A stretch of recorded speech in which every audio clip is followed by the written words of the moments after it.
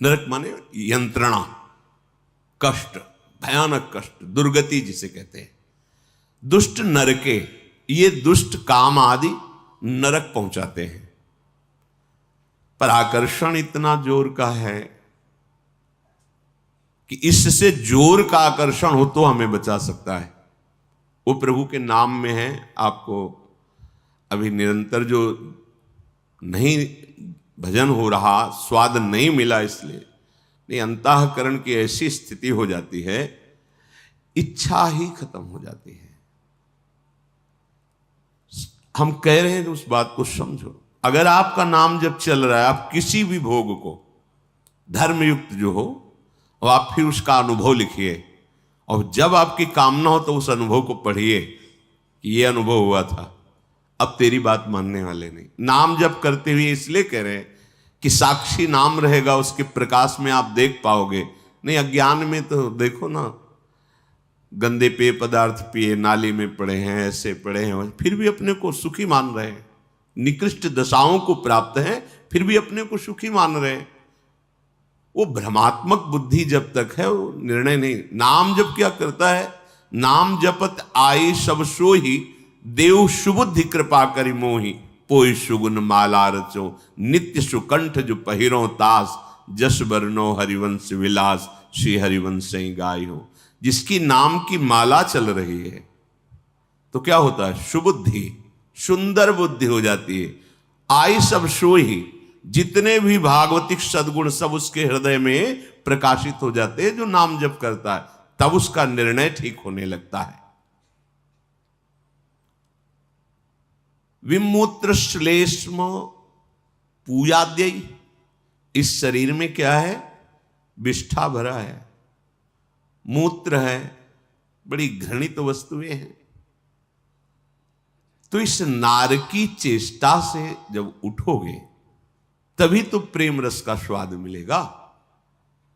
इसके लिए आकर्षण क्यों? आपका लक्ष्य भगवत प्राप्ति। अगर इसमें सुख होता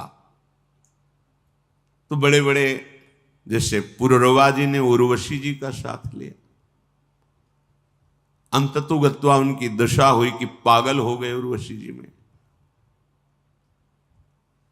फिर भगवत प्रेरणा से उर्वशी जी आई और उन्होंने कहा तुम्हारी दुर्दशा तुम्हारे काम ने की है। बड़े कठोर शब्दों से जब उपदेश किया तो उनको चेतना जागृत हुई।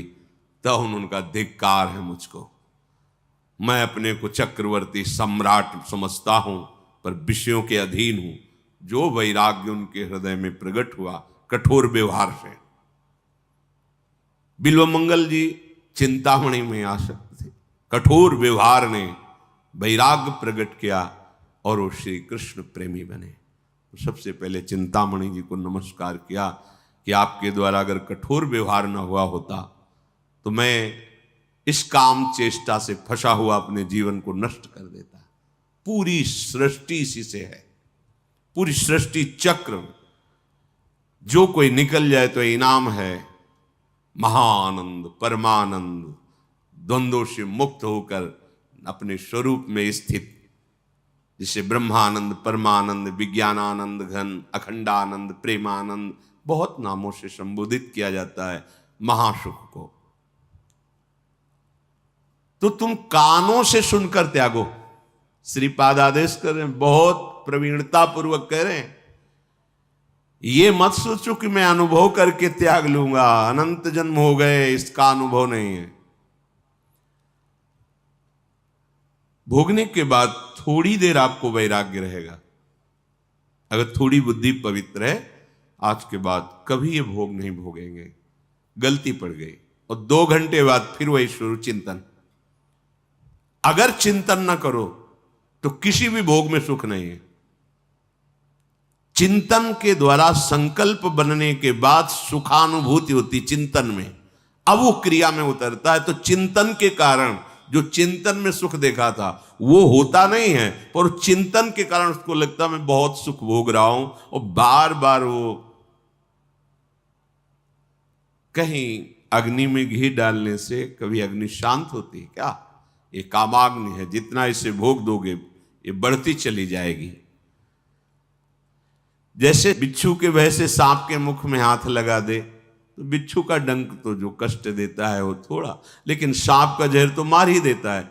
ऐसे ही काम वेदना की जलन से बचने के लिए काम क्रीड़ा में उतर जाना ऐसा ही है जैसे बिच्छू के डंक से बचने के लिए सांप के मुख में हाथ दे दे। श्रीपाद कह रहे ये देखो अध्यात्म है, क्यों म्यों का यानी सीधे स्वीकार करने वाली बात है। संतानोत्पत्ति रूपी सृष्टि की जो पूजा है धर्म संज्ञक गृहस्थ धर्म में, इसके अलावा सावधानी पूर्वक अपने मन और इंद्रियों को प्रभु में लगा के मुक्त हो जाओ, परमानंद को प्राप्त हो जाओ, चाहे गृहस्थ में हो चाहे विरक्त में हो। बड़े भाग्यशाली हैं जिनकी ये बात समझ में आ गई कि जिसके त्यागने में सुखानुभूति कर रहे हैं उसके रोकने में कैसी सुखानुभूति होगी। पर ये बुद्धि निष्कर्ष ठीक नहीं दे पा रही, मलिन हो चुकी है। भगवान नाम जप से, भगवत चर्चा सुनने से ये पवित्र हो जाती है। बहुत भ्रम है, जासु कृपा सब भ्रम मिट जाए। स्पष्ट वर्णन है क्या? विष्ठा मूत्र श्लेमा पीबादि। कौन से द्वारों में सुख है?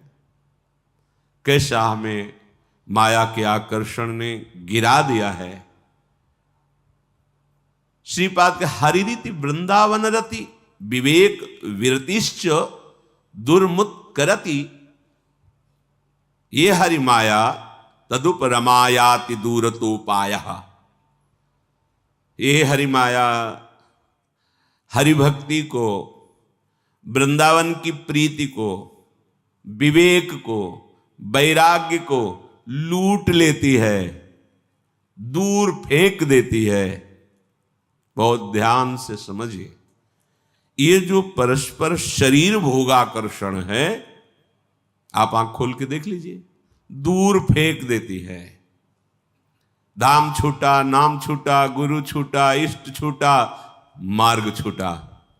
अनंत जन्मों के सुकृत एकत्रित हुए, भगवत कृपा हुई, तब हमें ये परमहंसों का मार्ग मिला है। ये परमहंसों का मार्ग है। नागरीदास जी अष्टक में कहते हैं, एकांत रस प्रिया प्रीतम। मार्ग तो मिल गया, अब हमें इधर उधर देखना नहीं, लौटना नहीं है, आगे बढ़ना है।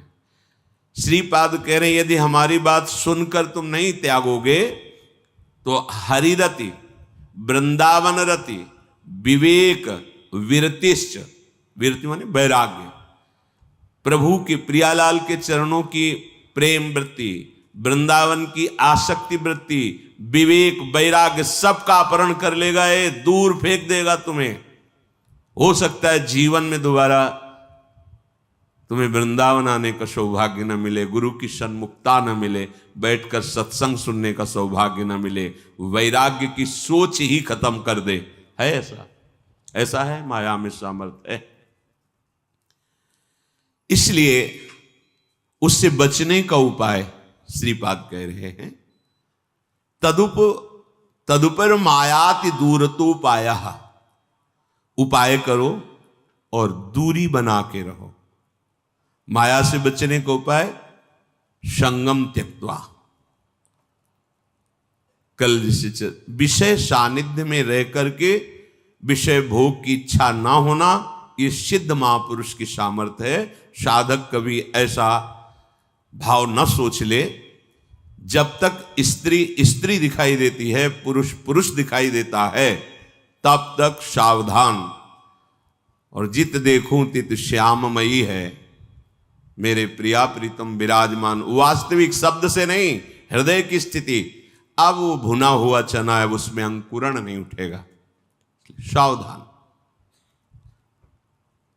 उन्मत्त में वो कुरते, यदि तुम दूरी बना के नहीं रहोगे, हृदय से दूरी और सानिध्य की भी, एकांत में सानिध्य प्राप्त हो विषयों का और मन इंद्री पर विजय प्राप्त ना हो, तो फिसले ही फिसले रखे हो, फिसल जाओगे।